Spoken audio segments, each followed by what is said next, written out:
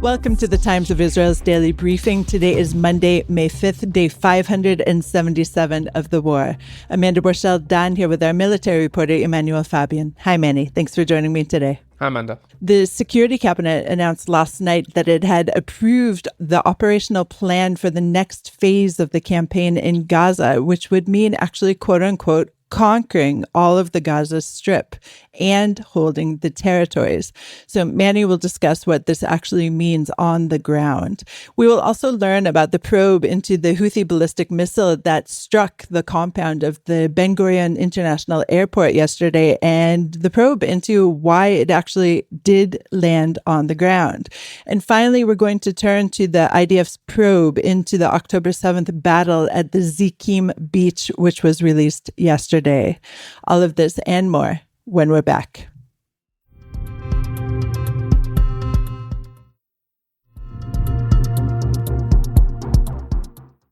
Late last night, Israel approved a plan to significantly broaden the military offensive against the Hamas terror group in the Gaza Strip. And the plan provides for the, quote, conquering of Gaza and retaining the territory. So one voice was heard above all in warning, and that is IDF Chief of Staff Eyal Zamir, who warned that the hostages may be adversely affected by this plan. Manny, the term in Hebrew, as you pointed out, is kibush, which is a term that, of course, also means occupation. So it is the conquering and occupation of this territory. What do you know about this plan so far? So this is a plan that the military presented to Netanyahu last week over the weekend. I think it was on Friday morning they presented this to him, and he approved it. The military presented several plans, and they always do. They have different options for the prime minister, for the government to decide on which route they want to go. And then these plans were then presented to the cabinet yesterday, last night, and the government then voted to approve one or the other or parts of a certain plan. The army normally gives many options for them to choose from, whatever they're capable of doing. And during this meeting, Zamir warned that the option that they went with, which is, as we saw the announcement today, essentially conquering Gaza, holding the territory permanently, not going in and out like Israel's been doing until now, will have an effect on the hostages, and as a result of going into these areas of Gaza or ramping up activities in a certain way, will lead to harm to the hostages. I think that's clear. Hamas has, of course, said many times before that it will kill hostages if Israeli troops get close. Airstrikes, as much intelligence that Israel has on where the hostages are, they don't know exactly where all of them are. They could be mistakenly targeted in strikes. So this is the chief of staff's warning. Of course, the army will do everything it can to make sure that the hostages are as safe as possible and not harmed in these operations. But regardless, we're not seeing this new phase being launched just quite yet. It may take a bit of time before Israel actually goes into this intense fighting.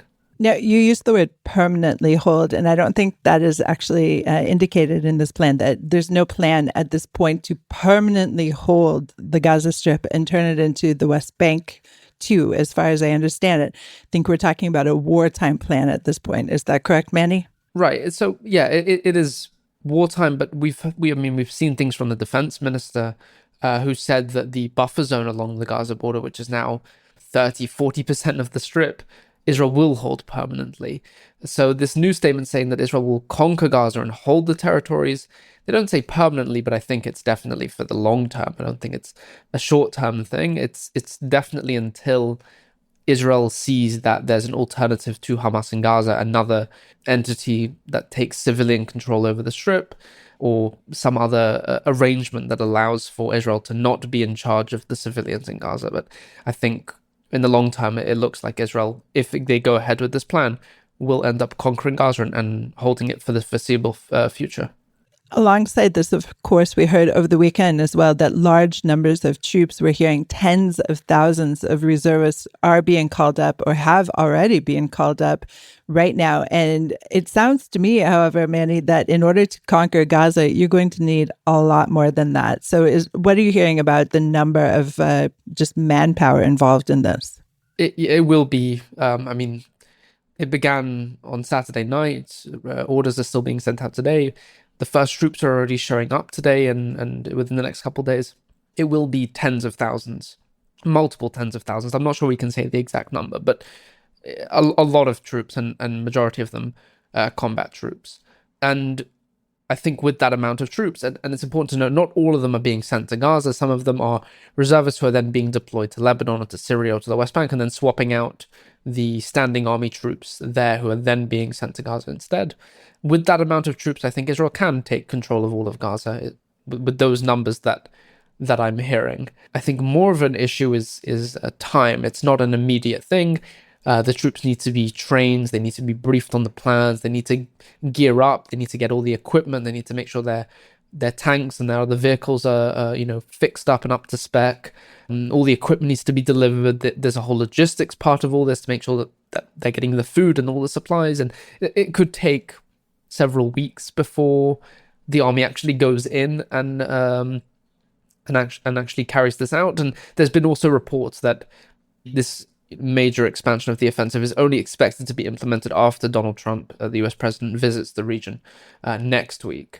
So within the next week, we should see this pressure ramping up, and then this expansion of the offensive might begin slowly, maybe just an extra division going into Gaza or 2 divisions going into Gaza, and then only within a few more weeks will it ramp up even more. So I think there's still giving it some time to try and reach a hostage deal with Hamas. And I would say even the announcement that Israel said that it was calling up tens of thousands of reserves, I think that's even also part of the pressure on Hamas as a warning to them that if you don't try to reach a deal and agree to a ceasefire for the release of the hostages, then we will go in with these tens of thousands of reservists into Gaza. In many ways, this rollout that you're describing reminds me of the very beginning of the war. In October 2023, there was some frustration over how slowly it was rolling out in the ground invasion, particularly. So let's put that to the side. But I just want to clarify something you said. Already about 30 to 40% of Gaza is a buffer zone. And as far as I understand it, that includes basically the entire city of Rafah that is no longer habitable to Gazans. And could this also just be part of the plan, just to take the outer edges and squeeze it and slowly conquer the whole territory eventually? I think that's what we're looking at already. Right now, Rafah has been taken over, essentially. There are a few pockets there of Hamas, several dozen, according to estimates I've heard of Hamas operatives in Rafah, mainly in the Shabura neighborhood. But the other areas of Gaza, around 2 kilometers in, is the buffer zone now, and it was 700 meters to a kilometer. It's now double that, 2 kilometers, and it is looking like a squeeze. But at the same time, I think with these plans to deliver humanitarian aid to Gaza without it going via Hamas, there's been these, I would say, suggestions. They're not fully approved yet, but suggestions to establish a new humanitarian zone in the Rafah area where the army has control over. Establish tent camps there for Palestinians to come and stay in those areas. And then it's areas where the army has sort of control over and won't allow Hamas members into those areas. These sort of things are taking shape. They're still suggestions right now. But I think when we see this expansion of the offensive, and when Israel when it says it's going to conquer Gaza, it will need to establish new zones for civilians to take shelter in and be provided aid and not be harmed by the military's action. Right. And as opposed to the previous humanitarian zone, which was basically a space to get humanitarian aid to, not a safe zone, as we've clarified in previous podcasts, as opposed to that, by having Gazan civilians move back into Rafah, which is now basically under the control of the IDF, these people should also be in a safe area and be getting humanitarian aid. This is what I'm hearing from you. Is that correct? Yeah, I think that's sort of the idea that's being suggested. Instead of selecting a zone in Gaza where aid is delivered to, but also Hamas is there, instead divert civilians to areas where the army controls, and then through these other aid organizations, the UN and all other groups, and even a private American security company, to be able to deliver the aid to them and make sure that they are protected when they're receiving aid, and also prevent Hamas from entering those areas. I think that's the goal for the delivering the aid. What is really tricky, of course, is that Hamas is not only a terrorist organization, but it's also keeping some kind of order in the Gaza Strip. We heard reports yesterday that it is now embedding itself in all sorts of semi-civil administrations that are still being controlled by the Palestinians. So it's just a mass chaos right now, and kind of a recipe for disaster if Israel indeed is contemplating creating another West Bank situation of occupation. So, Manny, we have not solved this issue. We have not cracked this nut. We are not going to, obviously. And let's go to a short break.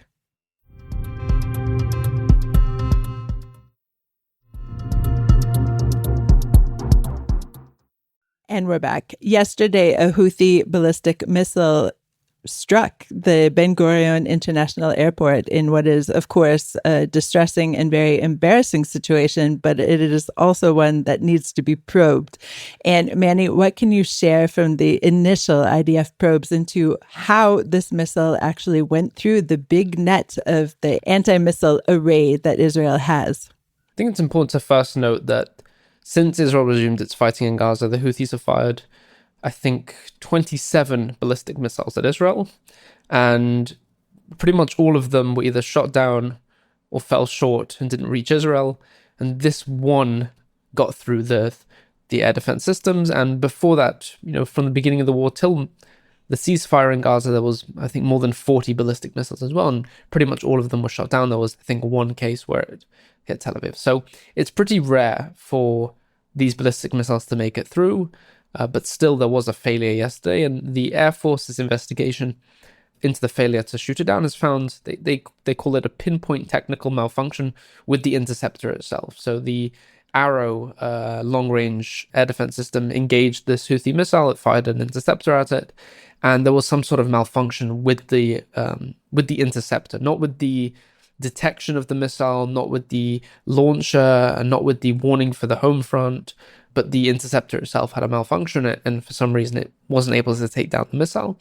The Americans have the THAAD system deployed to Israel. They deployed it here last year following the tensions with Iran. Their system has also been engaging the Houthi missiles several times, and among those 27 that were shot down, some of them were shot down by the THAAD. In this case, for some, probably just a coincidence, the THAAD system, its interceptor missed the Houthi missile, and missed the target entirely, and it got through. I don't know how many other times the THAAD system has missed. I don't know their interception rates. It's an American system, so I'm less familiar with it, but it does work sort of in tandem with the Israeli defense system. So it sounds like to me what you're saying now, Manny, is that there was a malfunction of the Chetz, the Arrow system, which is Israeli, and the backup system, the THAAD system, or working in tandem, also missed this missile. So there was a malfunction, and the backup also malfunctioned, essentially, is what you're saying. Yeah, I mean, we don't know if it was a malfunction. That could be a human error or some other technical error. I don't know. I haven't been in contact with the Americans on this, so I don't know exactly what went wrong there, but I do know that it missed the target for one reason or another, and then you're in a situation where the missile can just get through because the lower tier air defense systems, the David Sling, the Iron Dome, or even the in development Iron Beam, the laser-based system, they're not relevant for a ballistic missile. They can't take them down. They're not designed to do that. But a ballistic missile coming from Yemen is not something that happens in a matter of seconds. It's a matter of what? How long does it take a ballistic missile to come from Yemen? Do you know? From Yemen, like 8 to 10 minutes. Okay, so it's not hours, shall we say. So I understand what happened. It's just so puzzling to me. And of course, the very location of where it was hit is causing a massive ripple effect. And international airlines are canceling flights again. And it's just, we haven't seen the end of this, obviously.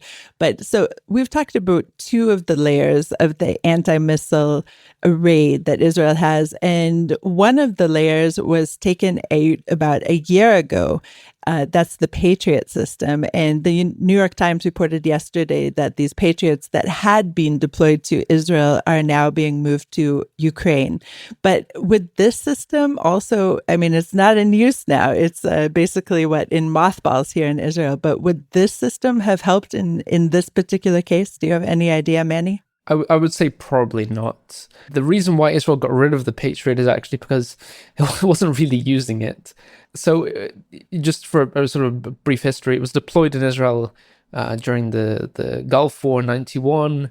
I'm not sure if it was deployed against the Scud missiles from Iraq. I wouldn't say successfully. There's been quite a bit of a dispute of how many it actually shot down. I think there's only evidence of one Scud missile that it shot down during the entire Gulf War, so not so effective. But even from then up until 2014, it didn't shoot down anything. And in 2014, it shot down a drone from Gaza.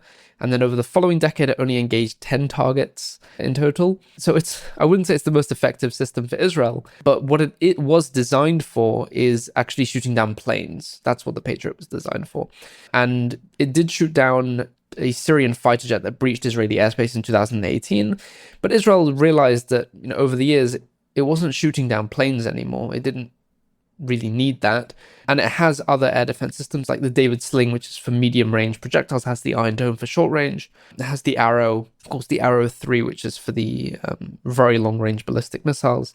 So it didn't need it anymore, and it shut down all the units, and all the soldiers who were trained on these systems are now being trained on the Iron Dome. They even opened up a new Iron Dome battalion in replacing one of these Patriot systems. But for Ukraine, they really need these systems because they're trying to defend against Russian planes and Russian missiles, and it has proven to be useful for them. And that's why these systems, I don't remember exactly how many Israel has, but last year there was also a report that 90 interceptors were taken from Israel and sent to Ukraine, and now the New York Times reports that one of these, the batteries itself, is being sent to Ukraine as well.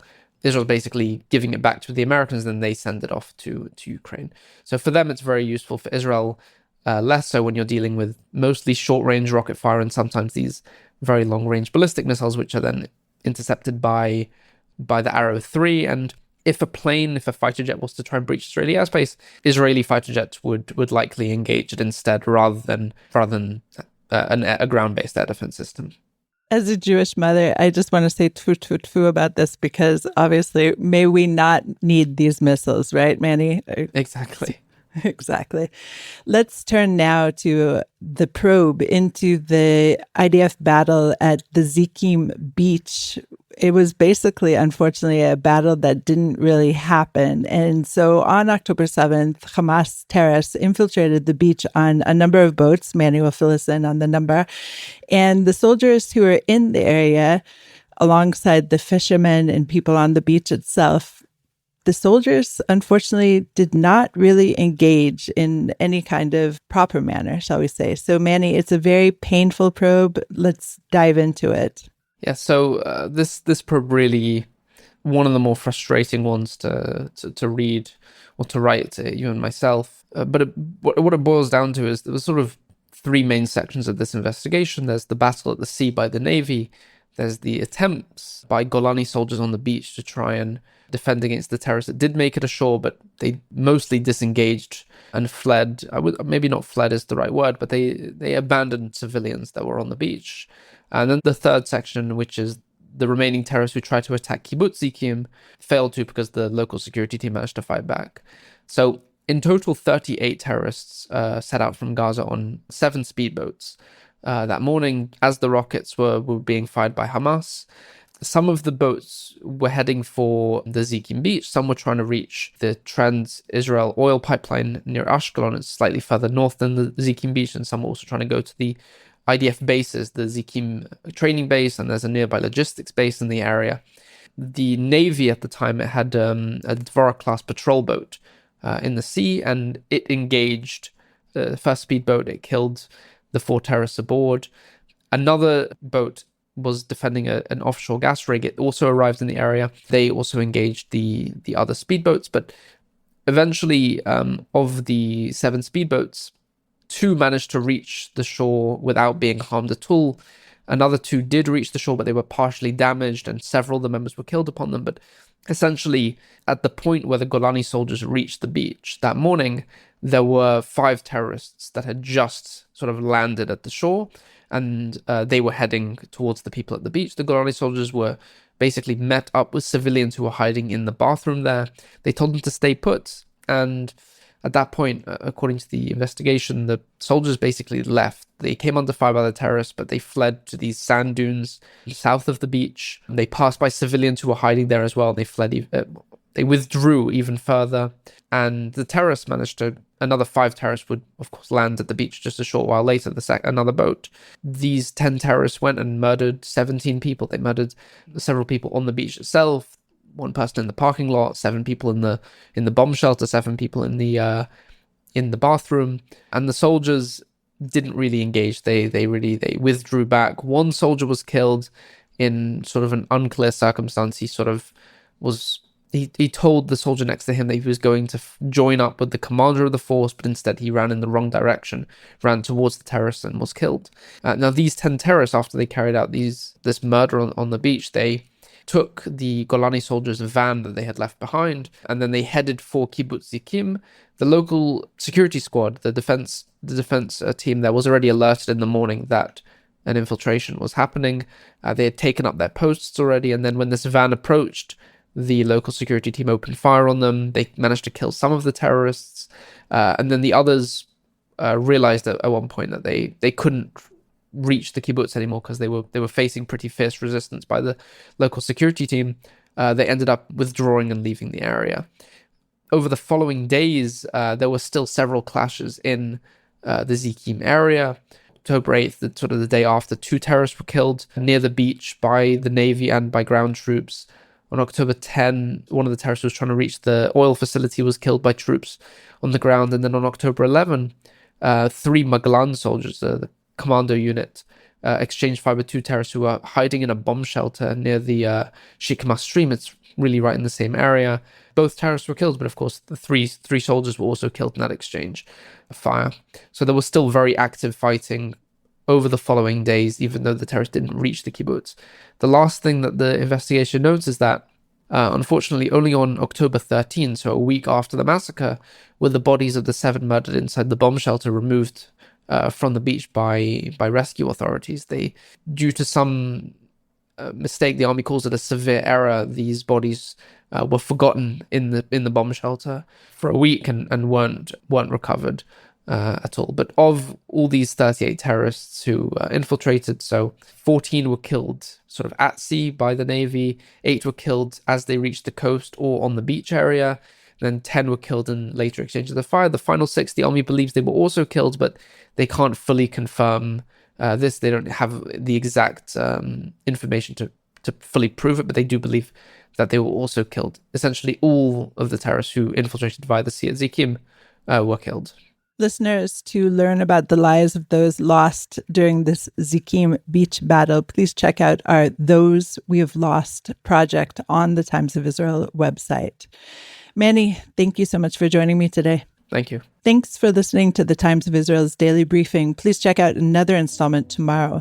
This episode was produced by the Podwaves and video edited by Thomas Gersh. If you have any questions or comments about this or any other episode, please drop us an email to podcast@timesofisrael.com. Until tomorrow, shalom.